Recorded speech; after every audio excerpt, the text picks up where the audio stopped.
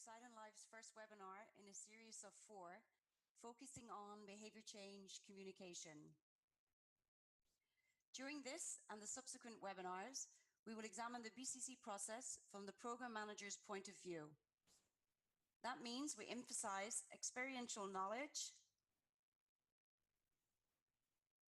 combined with research analysis and identify tools and tips to help the program manager manage the BCC process. Over the 4 webinars, we will examine how to integrate BCC into your nutrition program. We will look at how to assess, analyze, and synthesize key information on target behaviors, provide insight on the BCC strategy and rollout, and lastly, we will examine if the process is working. For those of you who do not know Silent Life, we're a humanitarian think tank guided by the vision of a world free from malnutrition. We focus on linking research to implementation to support positive nutrition outcomes. Our work involves guiding original research, disseminating its findings, and facilitating dialogue to bring about positive change in this regard. My name is Breda Gavin-Smith, and I'm a public health nutritionist and the nutrition program manager at Silent Life, and I'm really delighted to be moderating today's webinar. Over the next 45 minutes, my colleague, Dr. Eva Monterosa, will present the first webinar in this series entitled People Eat Food, Not Nutrition, Integrating BCC into Your Nutrition Program. And just a little housekeeping before we get started. If you're not orientated with Zoom, you will find a toolbar at the bottom of the Zoom window. You may have to hover a little bit over the cursor on the lower part of the window for it to appear. Here, in the lower left corner, you will manage your audio settings, and the chat box can be found in the middle. If you have any technical difficulties or general questions during the presentation, please type them here, and we will do our best to find a solution. At any time, please submit your questions for the Q&A session following the presentation through the Zoom Q&A, not in the Zoom chat box. You'll find the Zoom Q&A on the lower toolbar, and I will pose as many of your questions as the time allows. We're also active on social media and encourage you to engage with us through our Twitter hashtag #SalWebinar, which will appear in the chat box. Finally, a PDF of the slides and recording of the webinar will be available on the Silent Life website shortly after the conclusion of the webinar. Now, without further ado, it is my pleasure to introduce my colleague and today's presenter, Dr. Eva Monterosa. Eva is the Senior Scientific Manager at Silent Life, and in this role, she's in the nutrition science area, managing a broad portfolio that includes food supplements and market delivery models, behavior change communication models for complementary feeding, women's nutrition and WASH. Eva also offers advice to partners in academia and UN agencies on design and implementation of nutrition programs and assists WFP in behavior change communication. I will now hand you over to Eva for the presentation.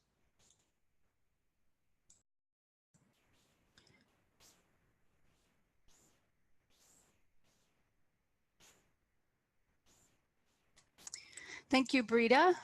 I hope everyone can see my screen. And I was having a little bit of a technical difficulty. There was this symbol on my screen. I hope it's not showing up on yours. If it is, bear with us. I hope it doesn't cover any important text on your screen. I know Nola's working hard to figure out what's going on. But in the meantime, we're just going to get started. So good afternoon, good evening, or good morning from wherever you might be joining us. I'm really thrilled to be leading this webinar series, which has been a collective effort and a labor of love. I especially want to thank our communication and design team, Nola Martin and Annie Milan, and a special thanks to our in-house experts too, who will be participating as moderators and guest speakers. We have created this webinar series with the program manager in mind.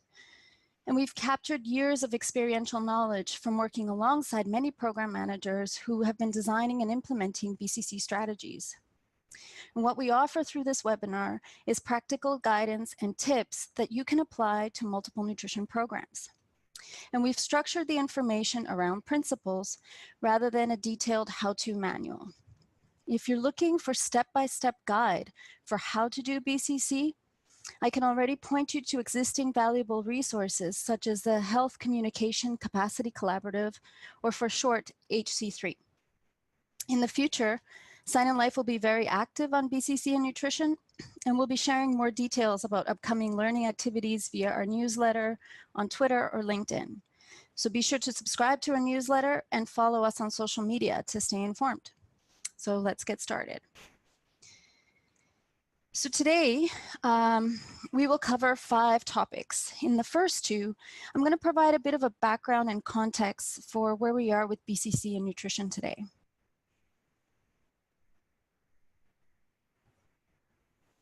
Ava, I'm going to chime in real quick. Yep. Could you change it to the different presentation mode? Thank you.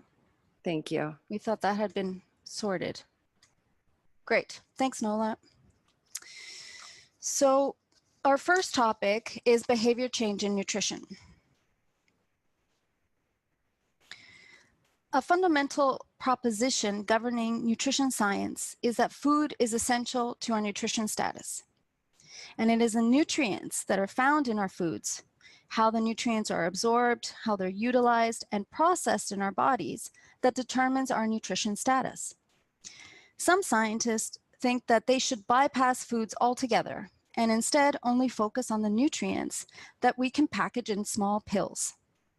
And a word of caution to those esteemed colleagues: people eat food, not nutrients. Then there are other colleagues for whom diets is all that truly matters. And they believe that if people have the right knowledge and skills, they will choose the foods wisely. Oh, if it were that simple. Drawing from the many conceptual models we have in the nutrition scientific literature, as well as my research and program experience, I've created this triangle to more simply illustrate that the factors that drive our food choices fall into 3 broad categories. Factors of the individual, which is the top green triangle. Community and social factors are the right green triangle. And the subconscious and less rational factors that you can find in the left triangle. So with any given food decision, some factors might be more predictive of our food choices than other factors. And if you want to change eating behaviors to support better nutrition status, one must consider if and how all of these factors are interconnected. In the orange boxes next to the triangle sections, I've put some examples of the intervention options that you might find in the scientific literature. And believe me, there are many options out there. The point is that there is no one right intervention or one magic bullet. It can take multiple interventions at different levels to change eating behaviors. Since 2014, Sight and Life has had the privilege to co-create a few behavior change programs with our partners. Across all of these, I have applied the conceptual food choice model from the previous slide and the BCC process that I will introduce to you today. And despite applying a similar methodology, the BCC interventions have all been quite unique. Each one fits the local sociocultural context, and each one is tailored to the audience as well as the problem that's being addressed. I want to draw your attention to the 3rd row that's called intervention type. You can see that very different interventions resulted in these 3 programmatic experiences. In Ghana, we have a cue that helps to signal fortified foods in the retail environment. In India, we worked in 2 separate locations on 2 different type of projects. And for one, it was a school lunch program where we were looking at creating habits and routine for children for nutrition and wash. And in another one, we were looking to change meal routines and simplifying snack choices for pregnant women. And we've drawn on these experiences and many other experiences as well, and the good practices from the literature, and have pulled these together to present to you the BCC process in this webinar. So before I delve into what is BCC, I want to spend 5 minutes to describe the communication landscape in nutrition. At present, I find our communication landscape to be a bit confusing. So one way to be less confused is to start by looking at the definition. And it's a great starting point. And so on this slide, I want to draw your attention to the words in bold, because these terms nicely describe what communication is. So communication comes to us from the Latin word communicare, which means to share. And the dictionary defines communication as a process by which information is exchanged between individuals through a common system of symbols, signs, or behavior. And I also like Kukuta's definition from the nursing literature, where they define communication as an exchange of feelings among people using speech and other means. Drawing on my experience in research and practice of nutrition and communication, I have come to understand that in nutrition, we do communication in primarily 2 forms. One form is that which is embedded in the nutrition programs, what you see there on the left-hand side of the screen. And the second form is what I call nutrition communication programs, which is on the right-hand side of the screen, because these programs often stand alone and they're not embedded in your typical service delivery, and they're often executed by specialized communication staff. Communication embedded in programs and everyday service delivery are examples like breastfeeding guidance at well baby care or counseling on iron folate use at antenatal care. Now compare this to social marketing campaigns at a national level, for example, exclusive breastfeeding, or to promote iron folate supplements during pregnancy.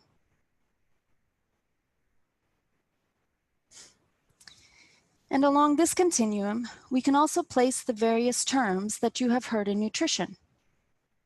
Terms such as information, education, and communication, the IEC, BCC, SBCC, nutrition education, and all of these approaches can be plotted based on their level of embeddedness in programs and services, from highly integrated, again on the left of your screen, to largely independent of program delivery all the way to the right.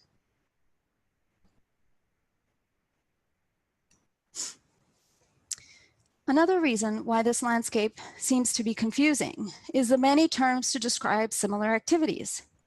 It's important that the program managers know the communication approach being proposed for a program. And how you select this approach will be driven by 2 things primarily: the program type and then the problem that's being addressed. Let me give you an example. I was recently in the hospital for tonsil surgery, and upon my discharge, my doctor gave me a sheet with instructions of the foods I could eat and the foods that I needed to avoid when I got home. And this approach is what's known as the IEC, what's on that first row on that table. And it's perfectly suitable for the hospital setting and for the patient needs at that moment, at the discharge moment.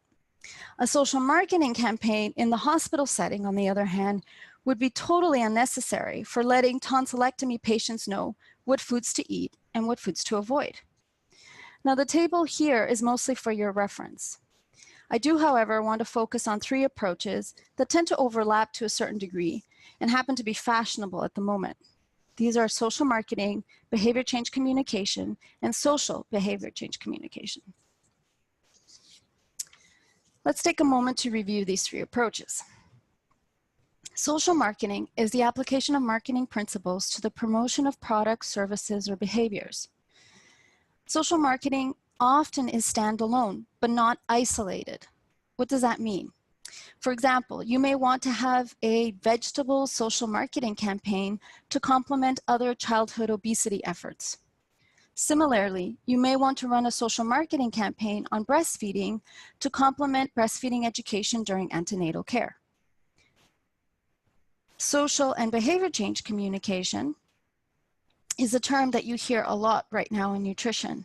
And this approach comes to nutrition by way of communication experts in the fields of HIV/AIDS and tuberculosis, as well as reproductive health. And it's a very similar approach to BCC, except that it places a special, or rather than except, in addition to, it places a special focus on social level factors. And so a key distinguishing feature of BCC, or of SBCC, is the mobilization of the community to drive broader social change. And so in practice, this has often meant that it involves local leadership and local institutions, such as your village elders or religious leaders. So it's very important to note that events that take place in the community setting only qualify as social mobilization if their key objective is to change social norms or reduce social stigma, rather than just raising awareness. So that's a key differentiator of SBCC.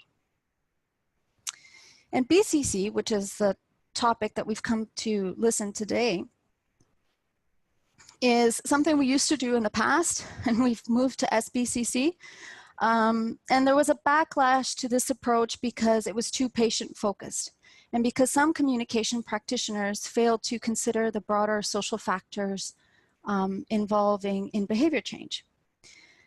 My experience has been that very few nutrition programs are doing SBCC, and most are actually doing BCC. And just because you do not add the word social to BCC, it does not mean that the social factors are disregarded. Because, as we just saw, communication is defined as a social phenomenon. Okay, let's pause for a moment here and let's take a quick poll from our audience. The question today is, which approach have you used the most in your programs? Is it social marketing? Has it been BCC? Has it been the SBCC, social and behavior change communication? Information, education, and communication, or nutrition education?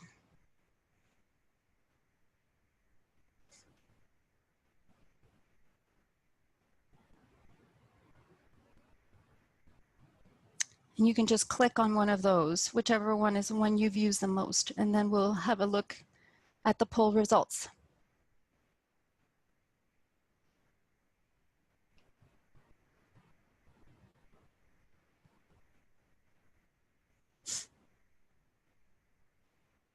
Nola, can we see the poll results?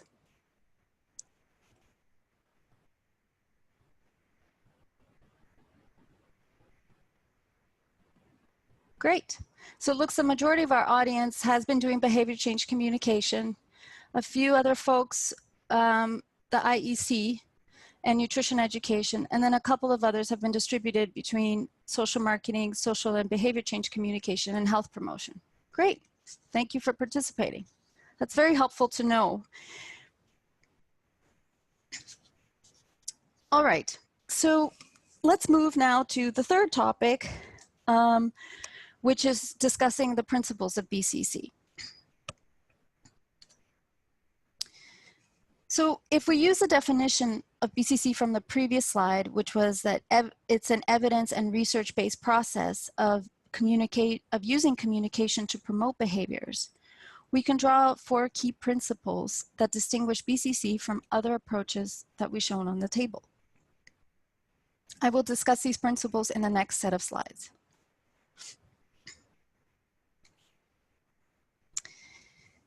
So the first principle is that BCC is a process that culminates in a strategy. And this is very important. And this is the reason why it's the first principle. In the webinar series, we will be going over this process in more detail.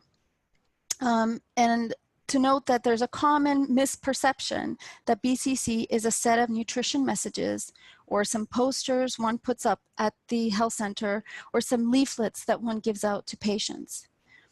I want to share an example I had from India, from our nutrition and wash intervention. One of our key stakeholders was really exasperated with all the research that we were proposing to do. And he kept asking me, why must you do all of this? And for him, BCC was the wall paintings and simple messages. And he kept saying, just paint the walls, just share the messages. And he was actually very annoyed with me. And each time I would take a couple of minutes again to explain to him that BCC was a process and that the strategy would emerge from this process and that he needed to be a little bit patient to allow this strategy to come to life. The second principle is audience focus. So while we acknowledge that our audience is diverse and there is no one size fits all, we also acknowledge that members live in communities and share common values and behavior determinants for food and health. So effective BCC strategies incorporate these values and address shared behavior determinants. And the primary way to understand the target audience is through research that generates deep insights. So we must go beyond the surface of asking what is happening to understanding why it's happening. Most insight research is organized around the following questions. Who is my target audience? What do they look like? What do they know? What do they value? Why do they do what they do?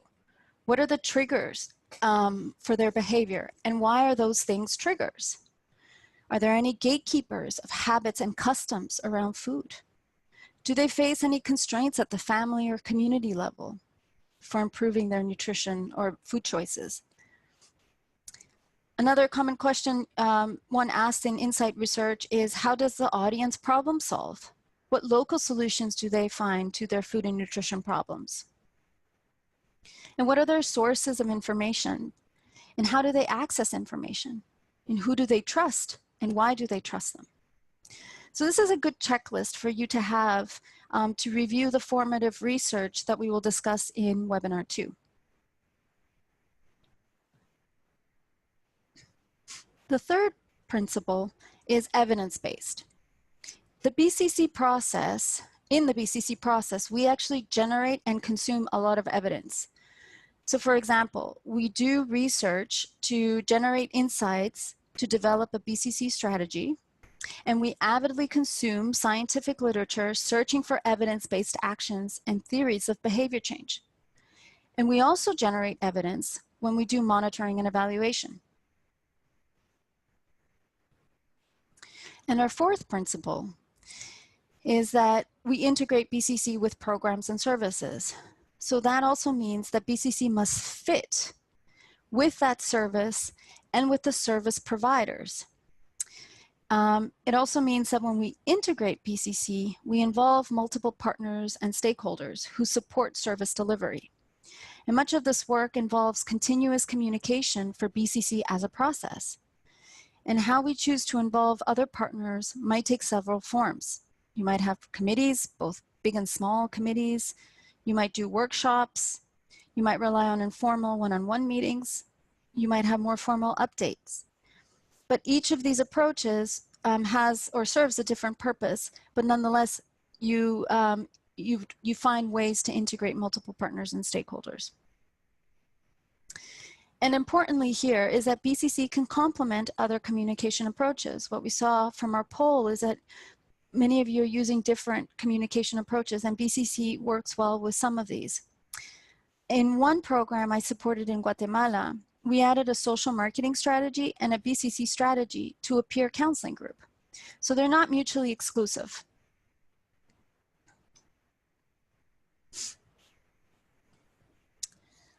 Okay, so now let's talk about the process cycle and how it can help you manage the BCC process. So the 4 principles we just covered, that BCC is a process, that it's audience focused, that it's evidence and research based, and that it's integrated into programs. All of these principles are core to the process cycle that I will present. At some points, we might emphasize some principles more than others, but all principles apply the same.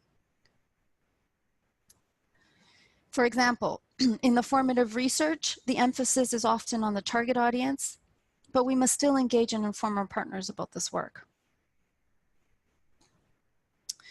So as a nutrition practitioner, I rely on process tools to systematize my work and my approach. And the tools that I show on this slide have 2 things in common. They describe an iterative process And then that process is divided into different parts or phases. All of these process tools have an assessment phase, they have a planning and design phase, and then they have an implementation phase, with some of them having a monitor and evaluate phase. In the middle diagram you see on your slide right now is the SBCC process tool from the HC3 resource that I mentioned earlier. And HC3 is USAID's flagship social and behavior change communication project. And again, their website is a good resource for you.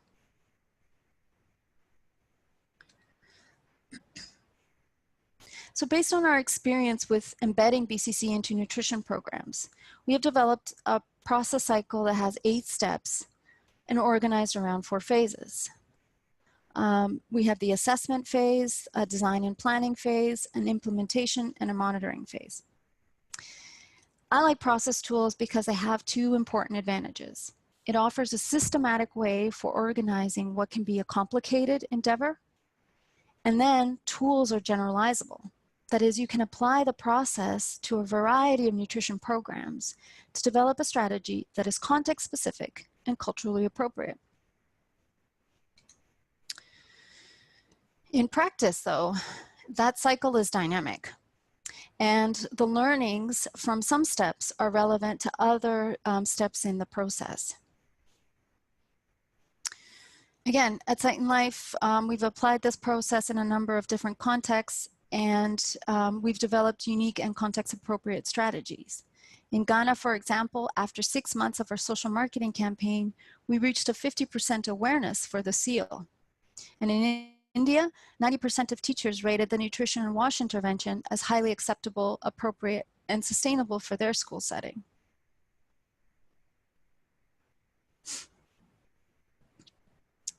Okay, for the remainder of the webinar, we'll focus on step 1, which is setting your goals and objectives.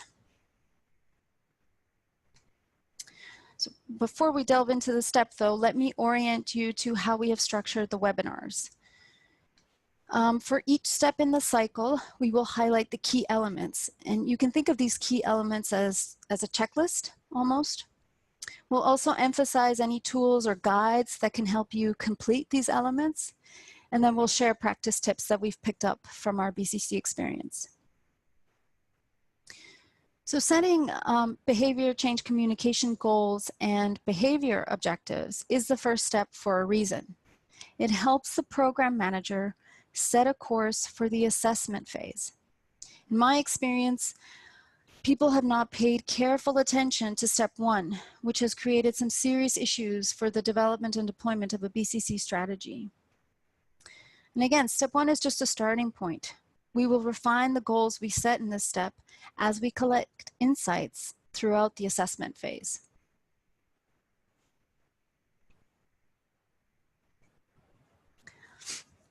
So let's explore the 3 key elements for step 1.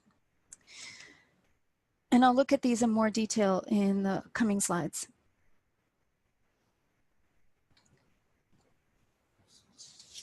So the first element is to involve key stakeholders quite early in the process. So in this era of multi-stakeholder engagement, this advice seems almost unnecessary.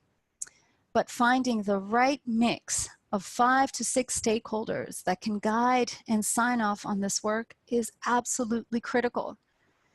Think of this group as your brain trust, as the author Lee Robinson calls it in his book, Changeology. So what guidance can we offer you to help you in selecting your stakeholders?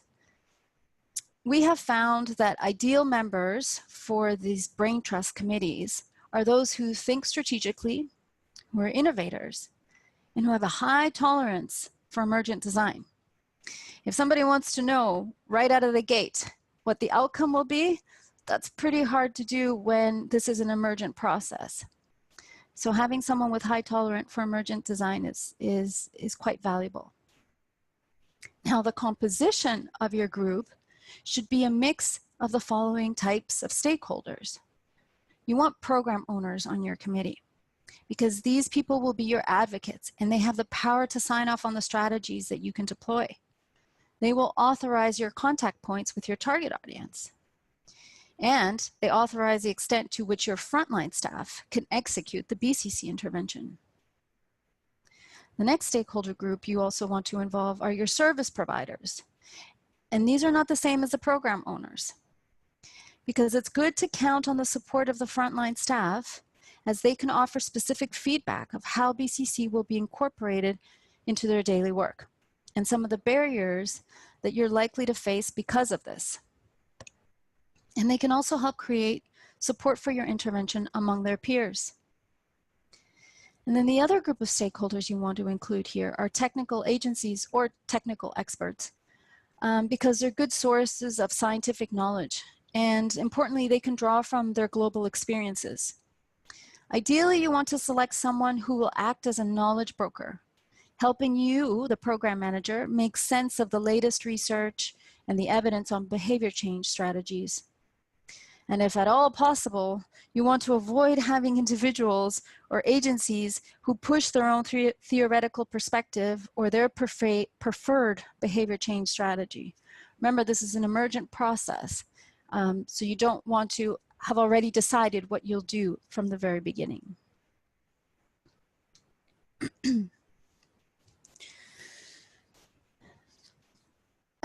The next element is to distinguish your behavior change communication goals and behavior objectives as distinct from your program goals.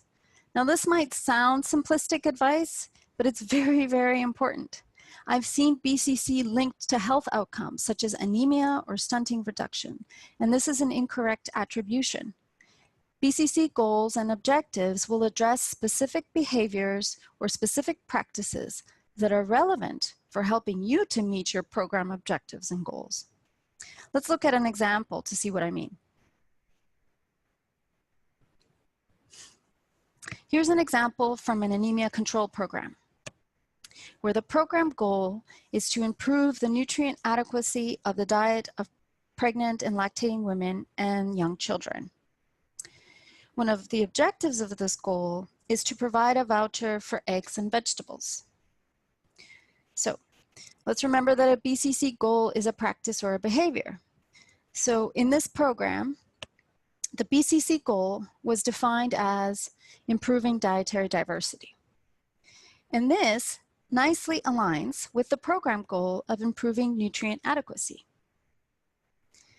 And once we have the BCC goal, we can now solve for the behavior objectives by asking what behaviors or major actions are needed to achieve good dietary diversity within the context of a voucher intervention. And simply, we can come up with two behavior objectives now, which is to purchase eggs and the green leafy vegetables, and then to prepare meals that contain these foods. Now, I have a starting point for navigating the BCC waters. I will be looking at purchasing and meal preparation of vegetables and eggs among families with pregnant or lactating women or with young children. That's how I can now move forward on the BCC process. Another intervention in this anemia control program is a micronutrient powder. And the BCC goal has been defined as appropriate use of micronutrient powders. Now it's your turn to define the behavior objectives. If appropriate use of micronutrient powders is the behavior change communication goal, what would be a good behavior objective? And you can pick more than one answer.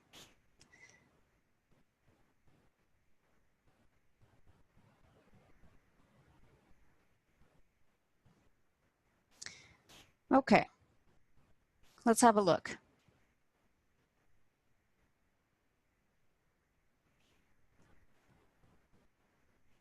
Great, most of you got that right. The correct answer is A and B. You want caregivers to combine the micronutrient powder with meals, or you want caregivers to ask for the micronutrient powders at the health post. So remember, behaviors are what people do. So look for verbs that concretely describe those behaviors. Thanks, Nola.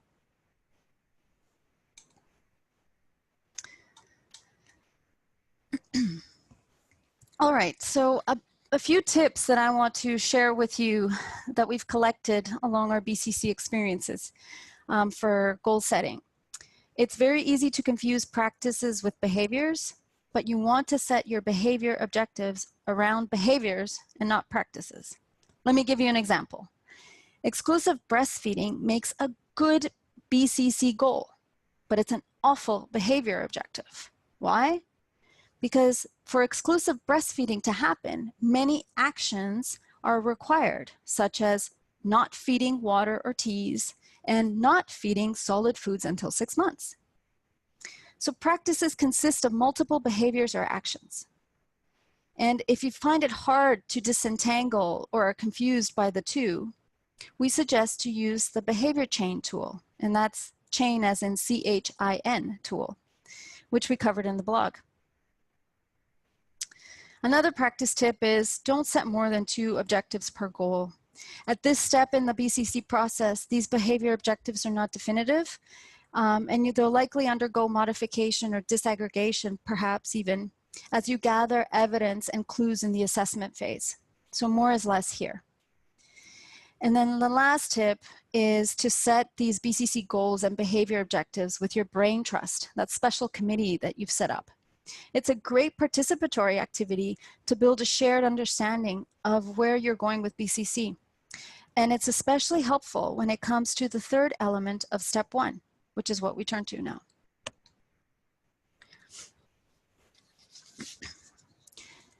So the goals and behavior objective setting will help you identify what the barriers and constraints are for BCC.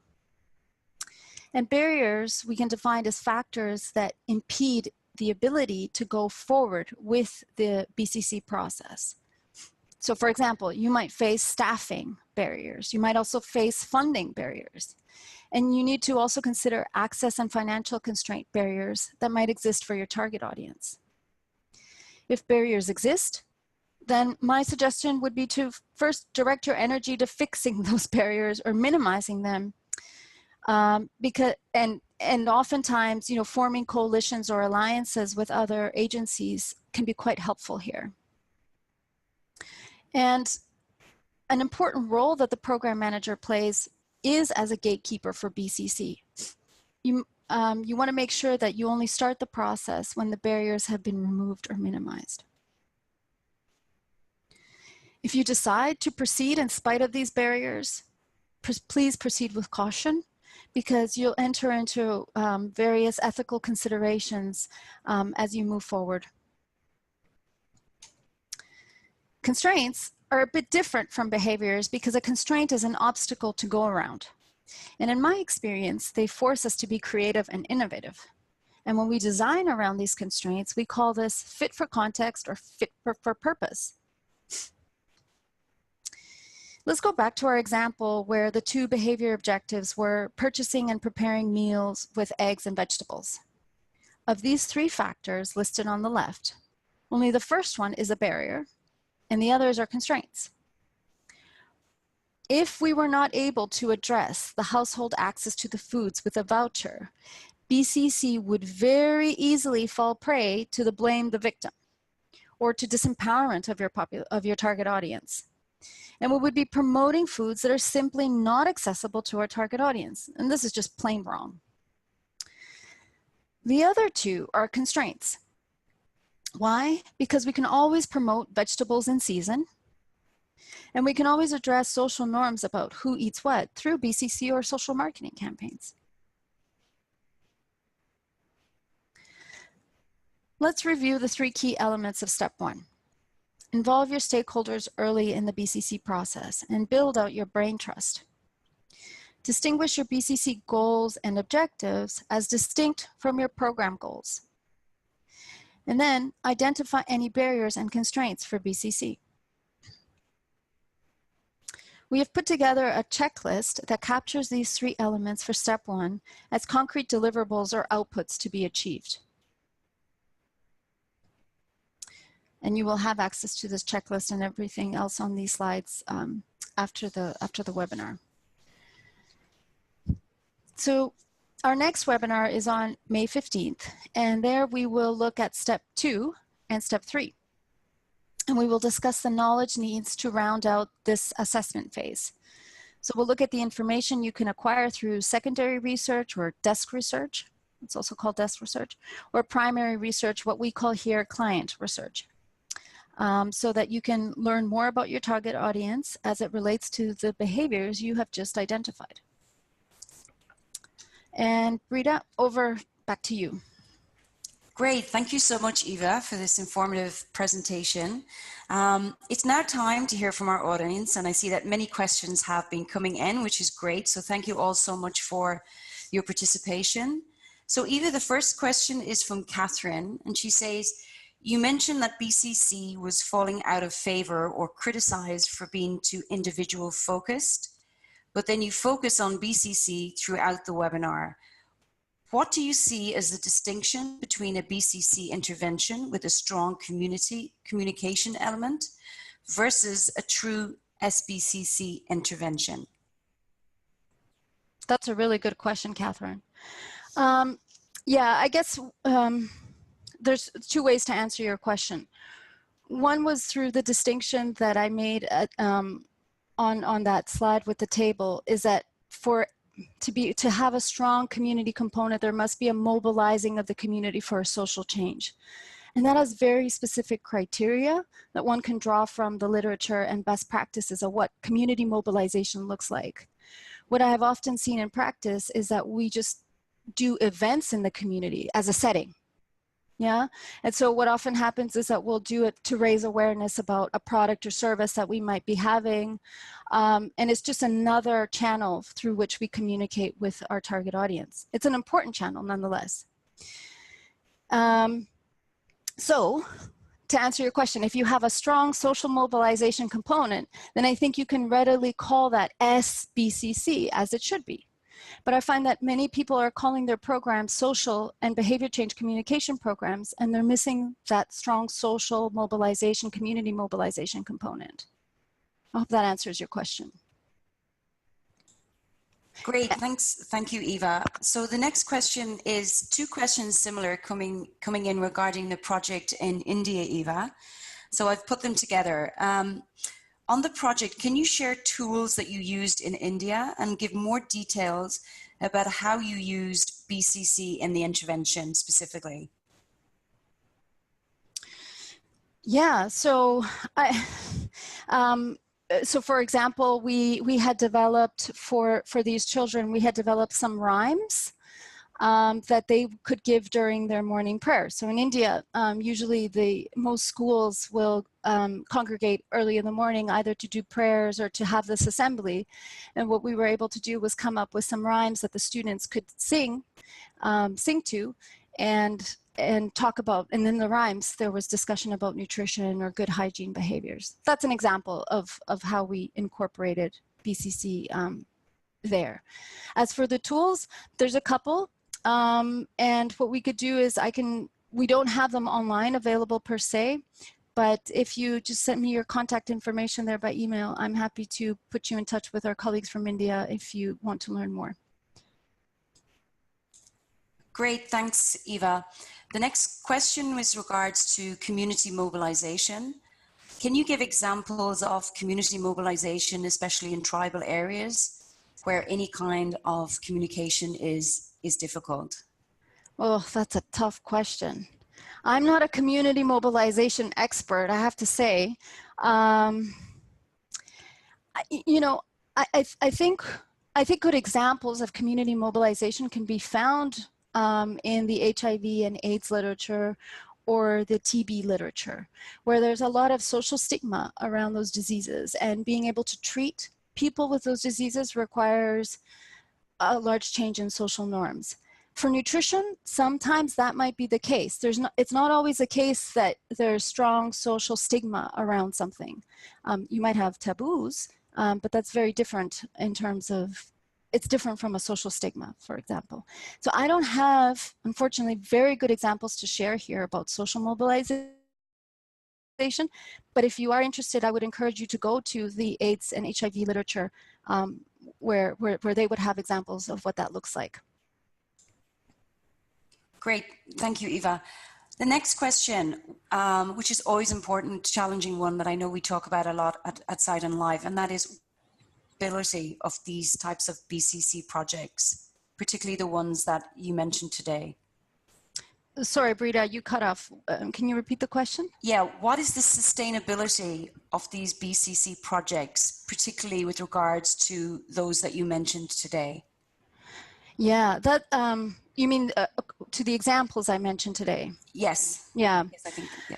Yeah, that's again, that's one of the principles of behavior change communication, is that if it's not integrated into the service delivery, the sustainability is very poor. And often happens, and I've seen this, that there might be some donor money coming in, and we develop this really gorgeous campaign that once the donor leaves or the funding runs out, we can't continue.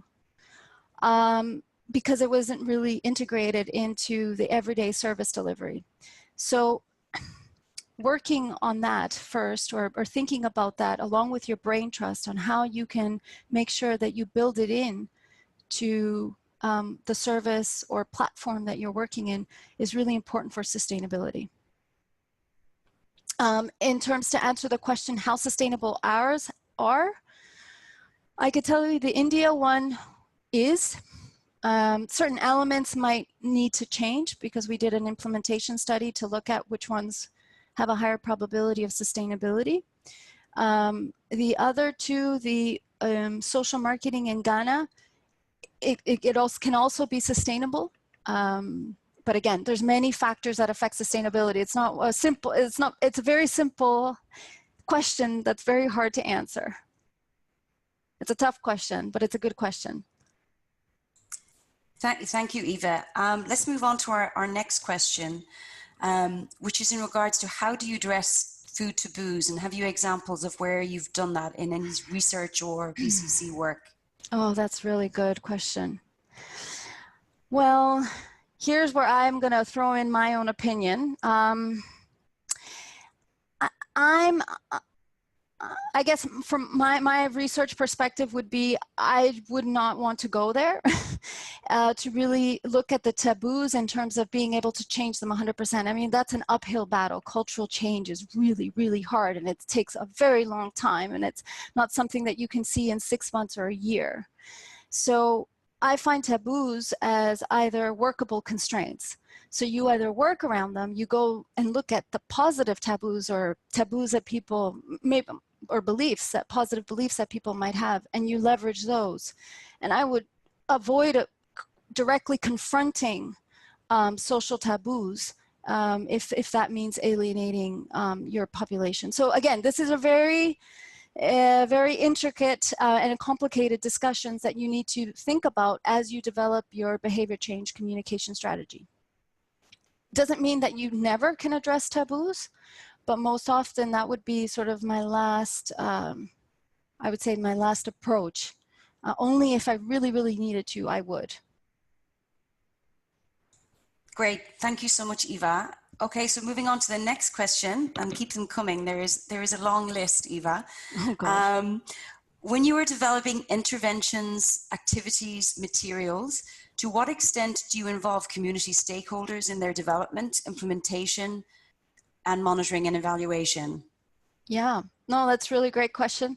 We do a lot. Again, and this is something we'll cover in the subsequent webinars, is how to involve the community in this process. Okay, so the next question is regards to going back to the focus on the individual with BCC. Can you share provider-centric BCC? Because in most of the cases, it's focused on the community. Ooh, provider-centric. I'm not sure I understand exactly what the person means with that. Maybe can I suggest that question? Maybe we can follow up directly because we have the contact, and sort of pull out the question a little bit more, and see if we can answer. Okay, is that okay, Eva? Yeah, that's perfect. Yeah, okay, we can do that. So the next question: changing behavior is time consuming. If BCC is inbuilt within the project timeframe, then what is your suggestion to resolve such problems? Even government approval of BCC materials is time consuming. Oh, if I had an answer to that. I thought you'd like that question. That's $1 million question. I think for the government approvals, that varies, and I mean, that's very context specific. But I think with the part about changing behaviors, yes, they take time, but it's not impossible. So the other thing is that most people say, well, if it's going to take 2 or 3 years, then it doesn't matter. And that's, or we shouldn't do it because it's beyond the project cycle. Again, if we think of integrating BCC into service provision, then that's something that will be constantly delivered across a longer period of time. And I've seen behavior move again, it depends on the intervention and how intensive it has been in a period of 3 months. So it can happen. It just, again, it depends on the effectiveness of your intervention. Great, thanks, Eva. This is quite a specific question from Naveen, so we might have to follow up as well individually, but I'll throw it out there and see if we can have some thoughts on it. She said they're planning a nutrition basket intervention as a BCC strategy, and point of entry we're thinking is IYCF, counseling contact point for mothers and adolescent girls in schools. Have you any stories from your outside world that can be helpful for Nepal? Yeah, let's follow up with them Okay. separately. Yep. Thanks, Naveen. We'll follow up with you. Okay, so the next question is, oh, I have my long list. In the 8-step process that you describe and discuss, can you talk a little bit about the rationale for beginning with goal setting, while many of the other processes or models start with the desk review? Yeah. Again, what I had mentioned in the webinar was that you need to chart a course. And if you're working within programs, you're going to be solving for very specific issues and behaviors. We're not trying to solve the whole food and nutrition system problem issue with one program. You have very specific outcomes that you need to achieve. And so if you're integrating BCC into that, we start with setting the objective around that program context. And it will also help you guide your desk review and your formative research. So instead of starting from this big universe that is food and nutrition, which is very big, we narrow it down to what are the specific issues that you are likely to face in the context of your program. And that's why we start there with setting the objective. Great, thanks, Eva. Okay, so I think this is our last question. And it's regarding the communication continuum. You outlined the different communication approaches with regards to their embeddedness in a program.